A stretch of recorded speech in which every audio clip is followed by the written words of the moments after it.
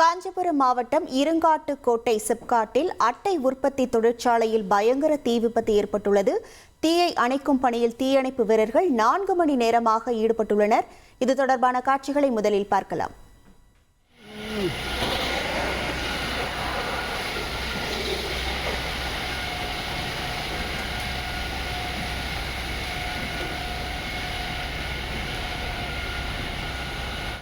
இது தொடர்பான முழு விவரங்களோடு இணைகிறார் நமது செய்தியாளர் பத்மநாபன். வணக்கம் பத்மநாபன், இந்த தீ விபத்துக்கான காரணமாக என்ன சொல்லப்படுகிறது? அங்கிருக்கக்கூடிய கள நிலவரங்கள்.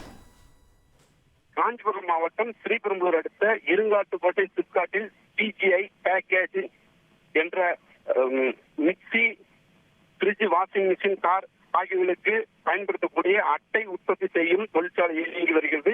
இன்று அதிகாலை மின்கசிவு காரணமாக தீப்பொறி ஏற்பட்டு பின் மலமளவென தீ பரவியது. மேலும் தொழிற்சாலை முழுவதுமாக தீ கொழுந்துவிட்டு எரிய தொடங்கியது. தகவலின் பேரில் வந்த தொழிற்சாலைக்கு வந்த ஸ்ரீபெரும்புதூர், இருங்காட்டுக்கோட்டை ஆகிய தீயணைப்பு வீரர்கள் தீயை கட்டுப்படுத்தும் பணியில் ஈடுபட்டு வருகின்றனர். மேலும் தனியார் தொழிற்சாலை தீயணைப்பு வாகனங்கள் மூலமாகவும் தீயை அணைக்கும் பணியில் ஈடுபட்டு வருகின்றனர். இங்கு சுமார் 6க்கும் மேற்பட்ட தீயணைப்பு வாகனங்கள் இப்பொழுது தீயை அணைத்து வருகின்றனர்.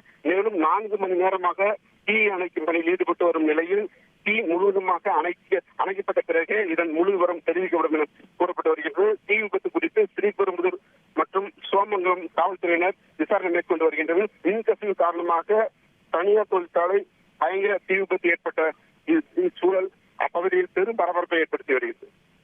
உங்கள் விவரங்களுக்கு நன்றி பத்மநாபன்.